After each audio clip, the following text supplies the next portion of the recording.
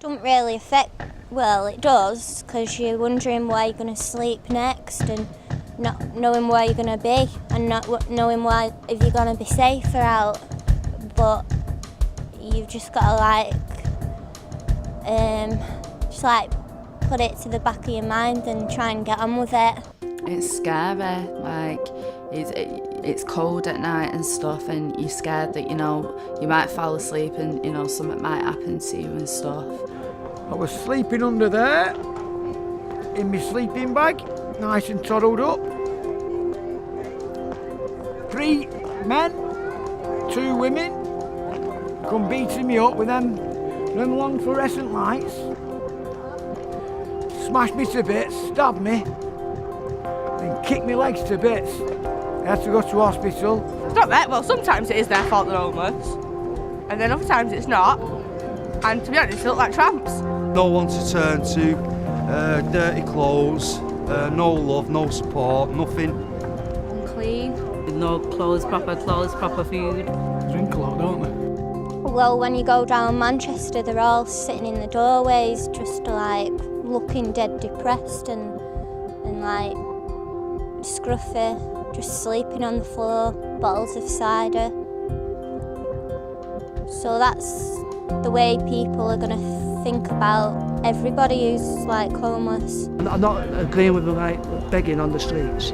Don't agree with that. They should be made to get jobs and do work, voluntary work and stuff like that, and really, or fetch national service back and shove them in the army. I've lived on the streets, I know what it's about. It's very, very hard, and you've got to have a base to actually get a job. If you haven't got a base, you're not even worth going to the interview, So it's a domino effect. It's a domino effect that you need, that the government needs to have a policy to get people into work first, by giving them a home and looking after the homeless people first. It's bad. It can be really bad, yeah. I don't fit in, so I'm just an outcast. No way you can go overnight, so I'm just find somewhere there or wherever. Yeah. Just try and find somewhere with a cover, somewhere you're not going to get moved on. If you've got no address, you can't get a job. If you haven't got a job, you can't get anywhere to live.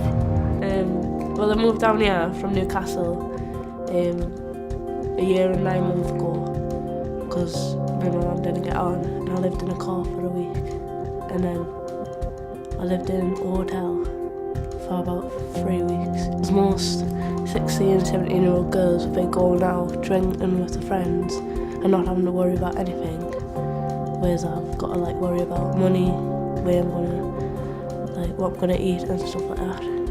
My family gave up on me because I had a drug problem. I come out of prison.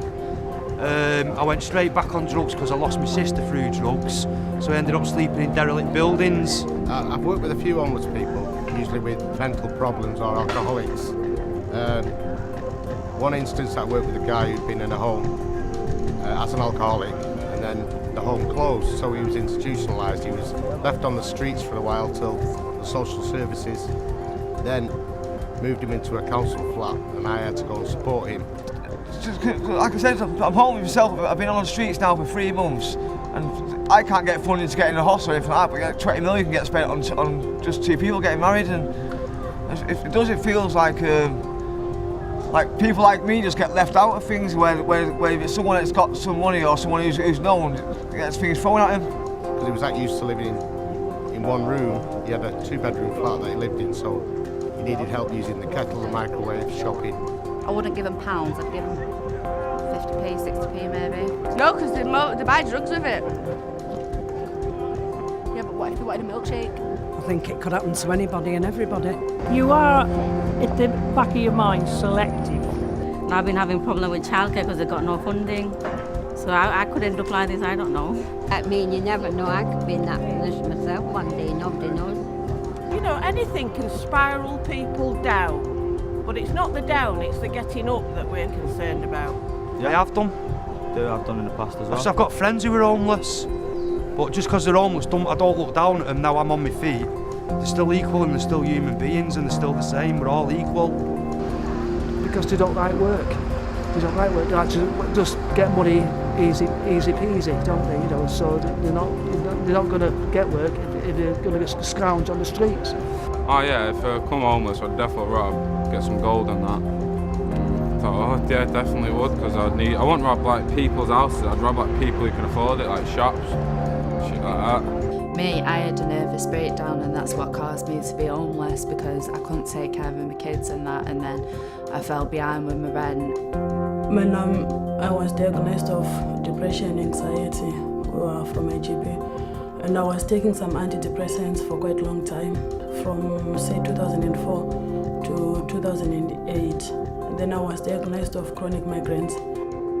When I was younger and wanting this situation myself, I used to think, well, they must deserve it, they must be on drugs, they must have caused it themselves. But I've been in the situation a bit myself. I think it's like we're normal people, it can happen to anyone.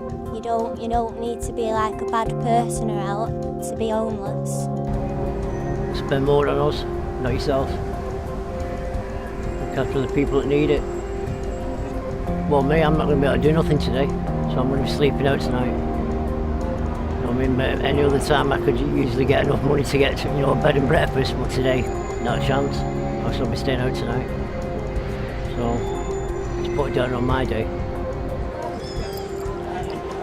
If I became homeless, not thought about that one. I wouldn't know what to do.